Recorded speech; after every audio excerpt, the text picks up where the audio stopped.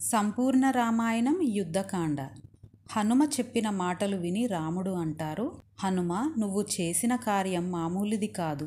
ఎందుకంటే కలలో కూడా ఊహించని 100 యోజనాల సముద్రాన్ని దాటి కోట్ల రాక్షసుల చేత, రావణాసురుడి చేత రక్షింపబడే లంకాపట్టణంలోకి వెళ్ళి సీతమ్మని దర్శనం చేసి ఎలాంటి ప్రమాదానికి గురి కాకుండా ఆ లంకాపట్టణాన్ని కాల్చి రాముడి యొక్క శక్తి ఏమిటో చూపించి రావణుడికి మంచి మాటలు చెప్పి నువ్వు క్షేమంగా తిరిగి రావడం అనేది సామాన్యమైన విషయం కాదు. ప్రభువు చెప్పిన పని కంటే ఇంకా బాగా పని చేసి ప్రభువు యొక్క మనసు గెలిచినవాడు ఉత్తమమైన సేవకుడు. నువ్వు ఈరోజు ఉత్తమమైన సేవకుడిలా నిరూపించుకున్నావు. అక్కడ దుఃఖంలో ఉన్న సీతమ్మ మనసు సంతోషపడేలా చేశావు. ఇక్కడ దుఃఖంలో ఉన్న నన్ను సంతోషపెట్టావు.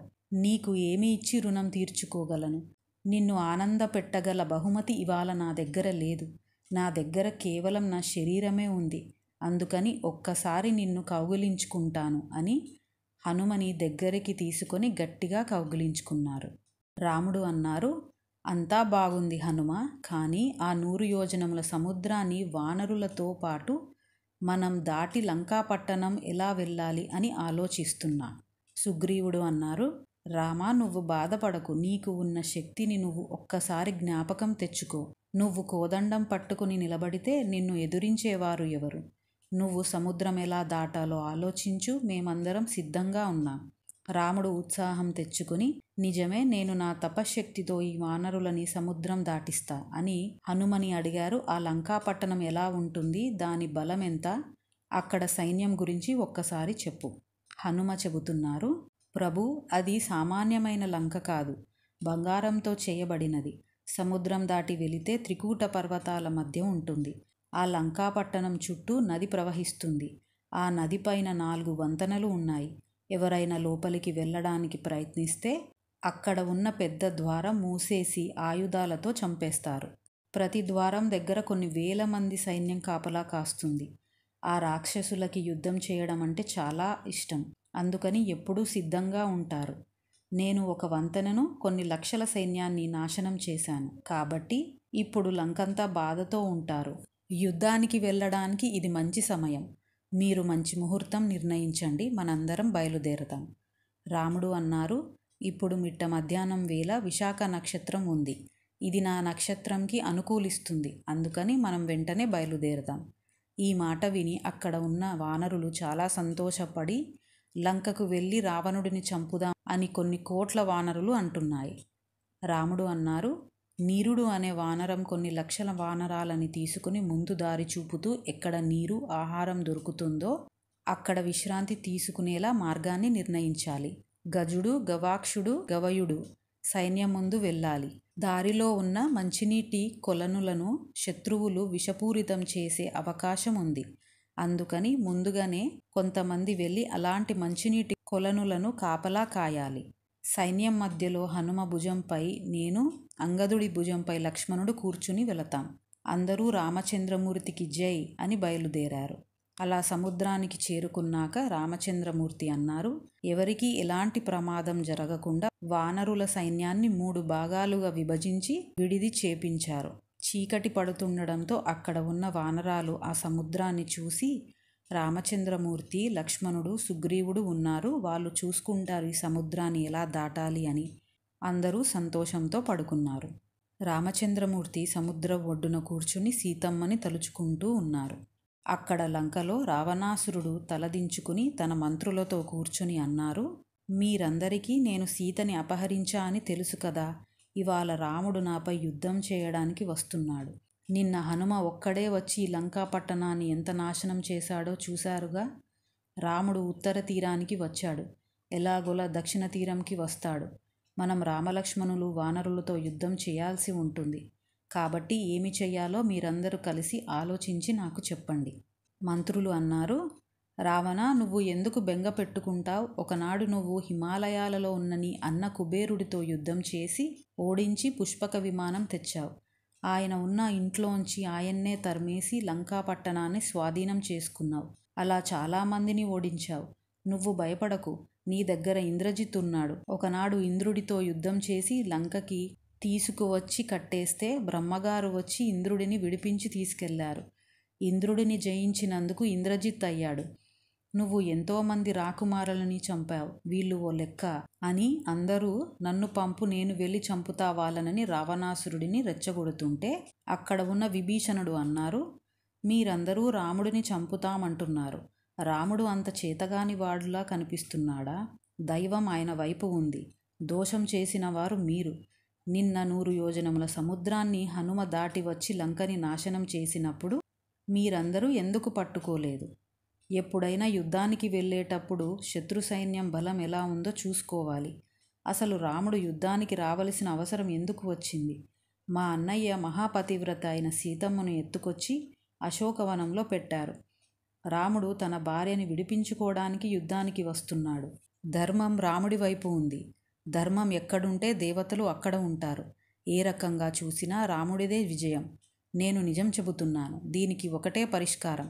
ఏ సీతమ్మ గురించి యుద్ధం వస్తుందో ఆ సీతమ్మని తీసుకెళ్ళి రాముడికి అప్పజెప్పాలి. రాముడు యుద్ధానికి రాడు. తప్పు చేసింది మనం. మన కోసం ఇన్ని కోట్ల మందిని పణంగా పెట్టడం మంచిది కాదు. నా మాట వినండి. ఈ మాటలు విన్న రావణాసురుడు అక్కడి నుంచి వెళ్ళిపోయాడు. రావణాసురుడు ఏకాంతంగా ఉన్నప్పుడు విభీషణుడు తన అంతఃపురంకి వెళ్ళి మళ్ళీ మంచి మాటలు చెబితే రావణుడు కోపంతో వెళ్ళిపోమ్మన్నాడు. మరుసటి రోజు రావణుడు అందరినీ సభలోకి పిలిచి అన్నాడు, నేను సీతని అపహరించిన విషయం నిద్రపోతున్న నా తమ్ముడు కుంభకర్ణుడికి తెలియదు. అందుకని తన మంత్రిని కుంభకర్ణుడిని తీసుకురమ్మని పంపించి సభలో చెబుతున్నాడు. నేను సీతని ఎందుకు అపహరించానంటే 3 లోకాలలో ఆమె అంత అందగత్తె లేదు. ఆమెని చూస్తుంటే నాలో కామం కలిగి నేను తట్టుకోలేకపోతున్నా, నీరసించిపోతున్నా. సీత నాతో అంది, నేను 12 నెలలు చూస్తా, నా భర్త నన్ను తీసుకెళ్లడానికి వస్తాడేమో, ఒకవేళ రాకుంటే నీతో ఉంటా అని అంది. అందుకని నేను 12 నెలలు సమయమిచ్చా. తనకు నేనంటే ఇష్టమే. ఈలోపు కుంభకర్ణుడు సభలోకి వచ్చి అన్నాడు, నువ్వు సీతని తీసుకొచ్చేటప్పుడు మాకు చెప్పావా? 10 నెలల నుంచి అశోకవనంలో పెట్టావు. ఇప్పుడు వచ్చి ఏం చేద్దామంటున్నావు? పోనీ తిరిగి సీతను ఇచ్చేస్తావా అంటే ఇవ్వవు. నీ అదృష్టం బాగుండి ఇంకా రాముడు నిన్ను చంపలేదు. నువ్వు బెంగ పెట్టుకోకు, నేను ఉన్నా కదా. నేను రామలక్ష్మణులను చంపి ఆ వానరులని తినేస్తా. నాకు చాలా ఆకలిగా ఉంది. మంత్రులలో ఒకరు అన్నారు, రావణ, 10 నెలల నుంచి సీతను అశోకవనంలో ఎందుకు పెట్టావు, బలవంతంగా అనుభవించక? రావణుడు అన్నాడు, నాకు శాపం ఉంది. ఏ స్త్రీని అయినా బలవంతంగా అనుభవిస్తే నా తల ముక్కలవుతుంది. ఈ సభలో మాట్లాడే మాటలు విభీషణుడు తట్టుకోలేక అన్నాడు, సీతమ్మ అంటే మీరందరికీ ఎంత చులకనగా అయింది. ఒక్క మాట గుర్తుపెట్టుకోండి, మీరందరూ కలిసి రామచంద్రమూర్తి జోలికి వెళ్ళలేరు. ఎందుకంటే మీకు లేనిది ఆయనకి ఉన్నది ధర్మం. ధర్మం ఎక్కడుంటుందో అక్కడ విజయం ఉంటుంది. మంత్రులన్న వాళ్ళు రాజుని పొగడడం కాదు, రాజుని రక్షించడానికి చూడాలి. ఇంద్రజిత్ అన్నాడు, పరాక్రమములో కానీ తేజస్సులో కానీ మా తండ్రి రావణాసురుడికి ఎవరు సాటి లేరు. నువ్వు ఇంత భయపడుతున్నావు, వాళ్ళు కేవలం మనుషులు. విభీషణుడు అన్నాడు, నువ్వు చిన్నవాడివి. నీ తండ్రి ఒక పతివ్రతను ఎత్తుకొచ్చాడు, కామంతో ఉన్న అని చెబుతున్నాడు. నువ్వు కొడుకువై ఉండి ఇది వినడానికి సిగ్గు వేయడం లేదా? పైగా మా నాన్న మంచి పని చేశాడని చెబుతావా? నీకు ఏం తెలుసు? రావణుడు అన్నాడు, విభీషణ, ఇంట్లో శత్రువు ఉంటే శత్రువుతో ఉండొచ్చు, కానీ మిత్రరూపంలో శత్రువులా ప్రవర్తించే వాడితో ఉండకూడదు. ఇవాళ నాకు రాముడి వల్ల ప్రమాదం లేదు, నీ వల్ల ఉంది. నన్ను అందరూ పొగుడుతూ ఉంటే నువ్వు చూడలేక నా మీద కక్ష పెట్టుకుని ఇలా ప్రవర్తిస్తున్నావు. నువ్వు నాకు తమ్ముడివి కావు, నా శత్రువువి. విభీషణుడు అన్నాడు, మహానుభావా, నువ్వు నాకంటే ముందు పుట్టిన వాడివి, తండ్రి తర్వాత తండ్రి లాంటి వాడివి. అందుకని నిన్ను రక్షించుకోవాలని నాకు తోచిన సలహా ఇచ్చాను. అంతేకాని నిన్ను ఎదురించాలని నా ఉద్దేశం కాదు. ఒకవేళ నా మాటలతో నువ్వు బాధపడి ఉంటే నన్ను క్షమించు. నిన్ను పొగిడేవాళ్ళు, నీకు తప్పుడు సలహా ఇచ్చి నీ నాశనం కోరేవాళ్ళు చాలామంది దొరుకుతారు. కానీ నిజం చెప్పి నీ మంచి కోరి సలహా ఇచ్చేవారు ఎవరో ఒకరు ఉంటారు. అలా చెప్పేవాడు దొరకరు, చెప్పినా వినేవాళ్ళు దొరకరు. నేను ఉండడం నీకు ప్రమాదం అన్నావు కాబట్టి నేను లేకుండా నువ్వు సంతోషంగా ఉండు. అన్నయ్య, నిన్ను విడిచిపెట్టి నేను వెళ్ళిపోతున్నా అని నమస్కారం చేసి తనతో పాటు ఇంకో 4 రాక్షసులు కలిసి గాలిలో ఎగిరి రామచంద్రమూర్తి ఉన్న ఉత్తర దిక్కు తీరంకి చేరుకున్నారు.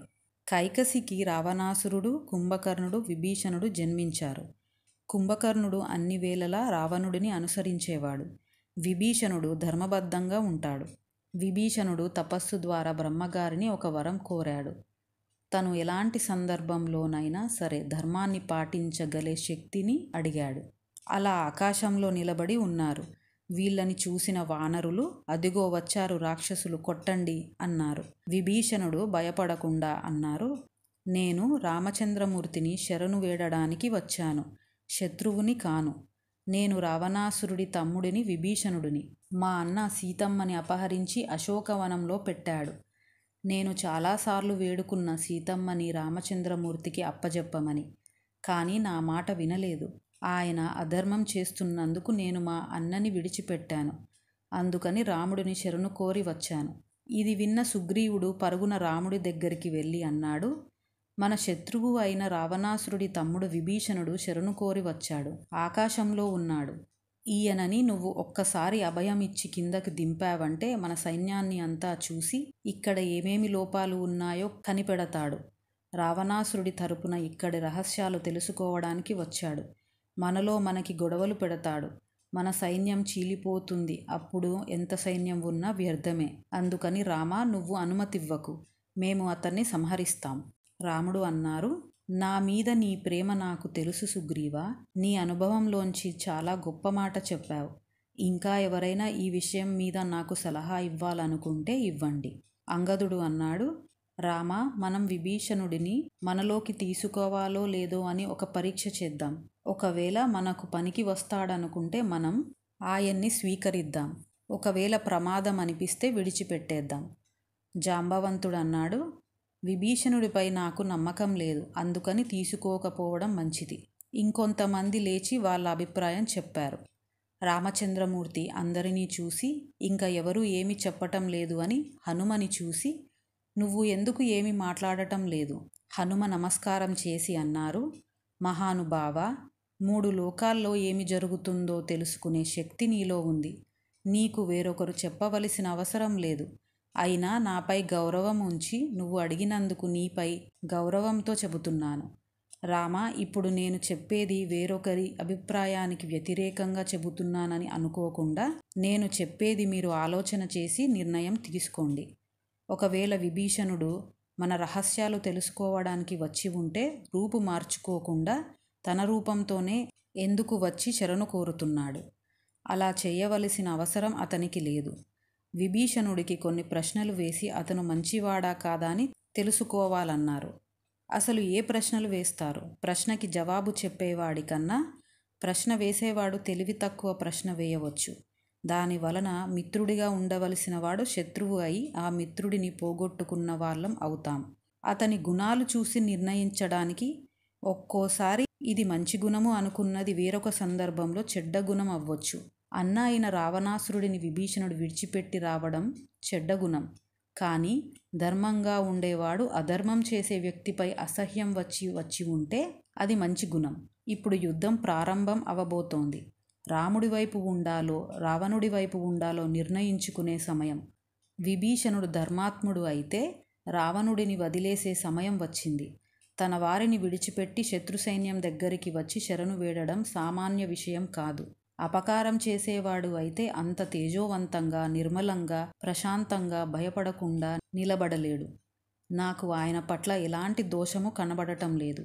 విభీషణుడు ఇక్కడికి రావడానికి కారణం బహుశా తను మీ పౌరుష పరాక్రమము, మీ ధర్మము గురించి తెలుసుకొని రావణాసురుడు మీ ముందు నిలబడలేడని తెలుసుకొని వచ్చి ఉంటాడు. అలానే మీరు అధర్మంతో ఉన్న వాలిని సంహరించి ధర్మంతో ఉన్న సుగ్రీవుడికి పట్టాభిషేకం చేశారు అని వచ్చి ఉంటాడు. తన పట్ల కూడా మీరు అలానే చేస్తారనుకుంటున్నాడు. మీరు ఆయనకి శరణు ఇవ్వవచ్చు అని నేను అనుకుంటున్నా. రాముడు అన్నారు, మీరందరూ చెప్పింది విన్నాను. నేనేమనుకుంటున్నానో చెబుతా. నా దగ్గరికి వచ్చి ఎవరైనా సరే శరణు వేడితే నేను వాళ్ళ గురించి విచారణ చేయను. వాళ్ళు మంచివాళ్ళ చెడ్డవాళ్ళ అని చూసే అలవాటు నాకు లేదు. మనం రాజ్యం కోసం యుద్ధం చేయడం లేదు అని విభీషణుడికి తెలుసు. నాకు ఏదైనా ప్రమాదం జరుగుతుందేమోనని మీరు భయపడుతున్నారు. నేను సంకల్పం చేస్తే నన్ను ఎవ్వరూ ఓడించలేరు అని విభీషణుడిని తీసుకురమ్మన్నారు. విభీషణుడు రాముడితో అన్నారు, మహాప్రభో రామచంద్రమూర్తి, నేను నా ఐశ్వర్యం, నా బిడ్డలు, నా అన్న వాళ్ళని వదిలేసి నిన్ను శరణు కోరుతూ వచ్చాను అని తన శిరస్సుని రాముడి పాదాలపై పెట్టి నమస్కరించారు. రాముడు అన్నారు, విభీషణ, నీకు నేను అభయమిస్తున్నా. రావణాసురుడిని సంహరించి ఆ లంకాపట్టణంని నీకు దానం చేస్తా. యుద్ధం పూర్తి అయ్యే వరకు కాదు, ఇప్పుడే నిన్ను లంకాపట్టణంకి రాజును చేస్తున్నా అని లక్ష్మణుడికి సముద్రం నీరు తెమ్మని విభీషణుడికి పట్టాభిషేకం చేశారు. అక్కడ రావణాసురుడు శార్దూలుడు అనే ఒక గూఢచారిని పంపించి రాముడి సైన్యం గురించి తెలుసుకోమన్నాడు. అతను రావణాసురుడికి చెబుతున్నాడు, అక్కడ ఉన్న వానరులు సామాన్యులు కారు. నువ్వు ఆ వానరులని గెలవలేవు. నా మాట విని సీతమ్మని రాముడికి ఇచ్చి శరణు వేడు. రావణుడు నేను శరణు వేడను అని శుకుడు అనే రాక్షసుడిని పిలిచి, నువ్వు ఒక పక్షి రూపంలో వెళ్ళి సుగ్రీవుడికి నా కుశలము అడిగి చెప్పు. నువ్వు వానరుడివి, సీత మానవకాంత. రావణుడికి నీకు ఏ శత్రుత్వం లేదు. ఎందుకు అనవసరంగా మానవుల గురించి యుద్ధం చేస్తావు? మీరు సముద్రాన్ని దాటలేరు. ఒకవేళ దాటాలని చూసినా నేను దాటనివ్వను అని నా మాటగా చెప్పు. సుగ్రీవుడికి ఈ విషయం చెబితే కోపంతో అన్నాడు, రావణుడు పిరికివాడిలా రామలక్ష్మణులు లేని సమయంలో సీతమ్మని అపహరించాడు. వాడి స్నేహం కానీ వాడి సందేశం కానీ నాకు అక్కరలేదు. రాముని చేతిలో రావణుడి మరణం తథ్యం అని చెప్పు.